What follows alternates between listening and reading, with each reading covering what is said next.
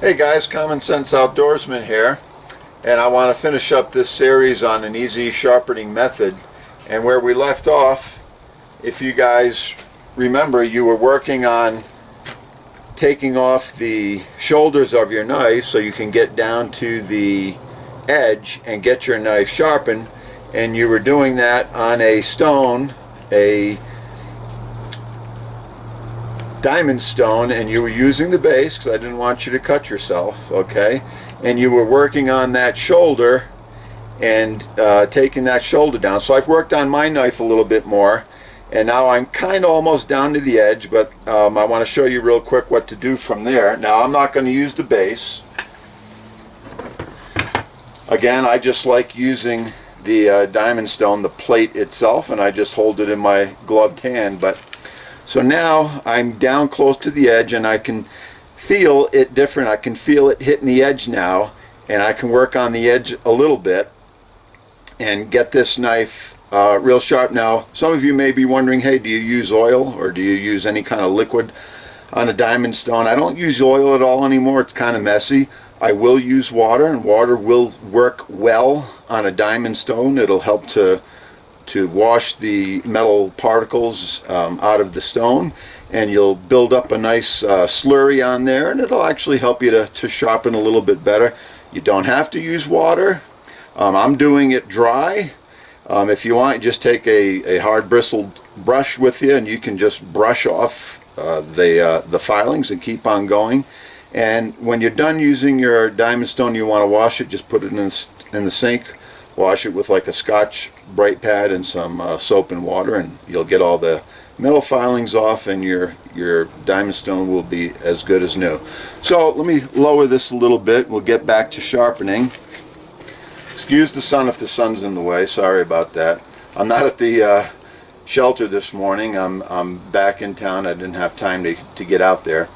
But so we've been working on the coarse side, and then you'll start to feel something different as you go. You'll start to feel that that knife edge is beginning to apex, and it'll stick a little bit more. You'll feel that edge a little bit more. It'll make a different sound, and it'll have a different feel, okay?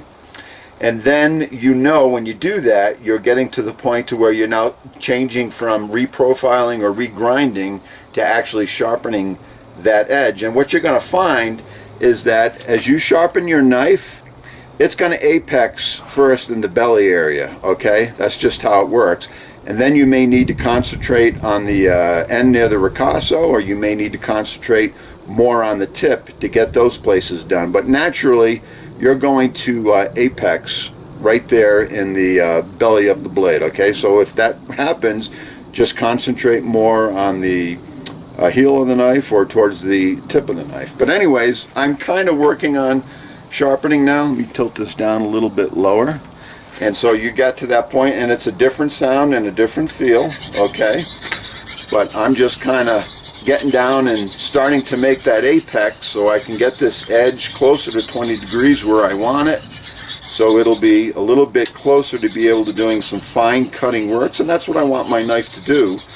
More than anything else, I want it to be able to cut well, okay? So you're doing one side and you're doing your circles or your up and down, whatever you feel comfortable with, okay?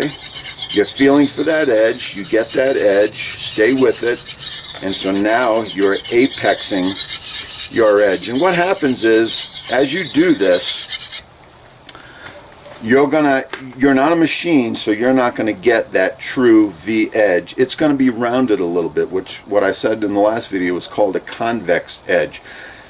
And that's actually a very good edge, okay?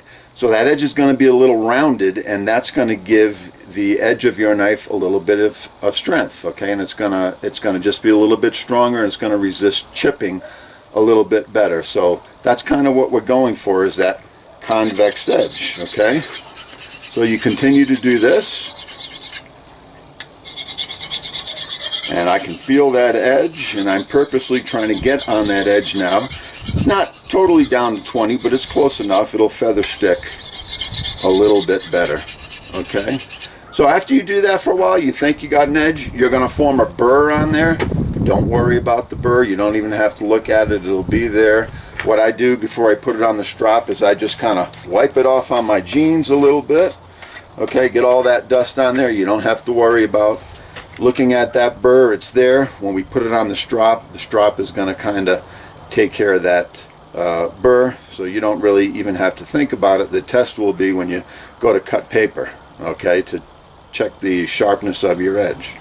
Alright, so after you do that and you think you've got an apex all the way around, what you're going to do is, let me put this, let's see if you can see my, yeah, I think you can see my strop here good enough. You're going to take your knife, and all I use is an old belt. I didn't even buy a strop. I just have an old belt, and I'm using some green compound. Let me show you the compounds. This is the green compound, okay, and you just rub it on.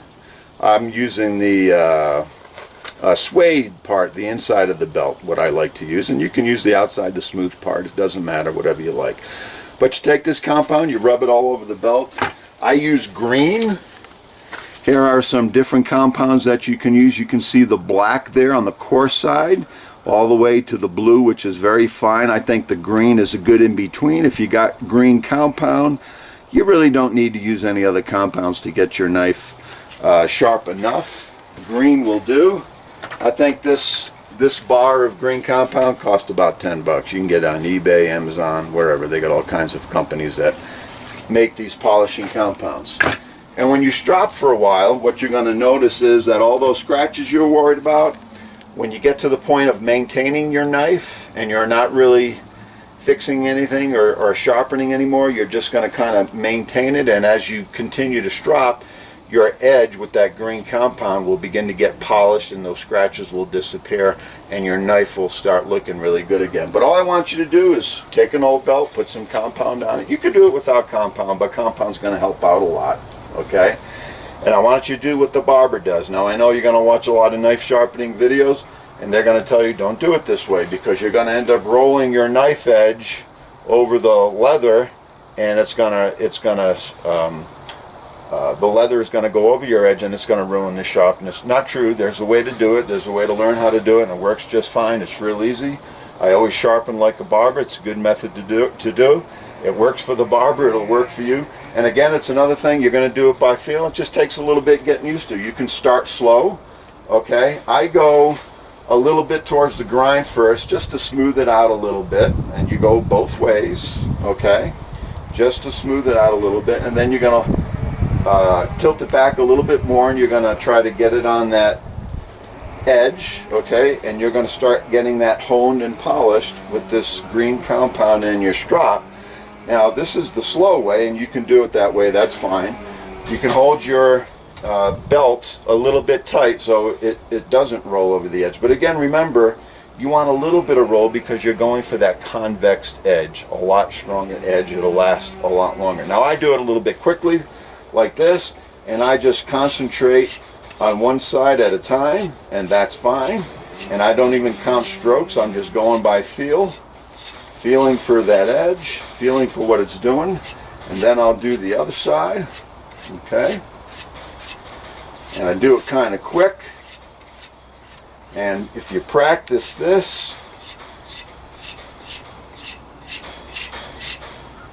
and you carry an old belt with you like this, maybe you have a belt on and you're in the field or whatever, you need to strop your knife, take your belt off, little compound, you could already have compound on it, and off you go, no problem. It's not going to roll over your edge, you're not going to ruin your edge this way. You can use a strop glued to a board if you want, if you're more comfortable with that, that's fine. That works well too, but I think this is a little easier since chances are you'll be wearing a belt, and the more and more you do this, the more and more the scratches will leave your edge and your blade will look better and better. So I'm doing this by feel, and that's the way I want you to learn it. Okay?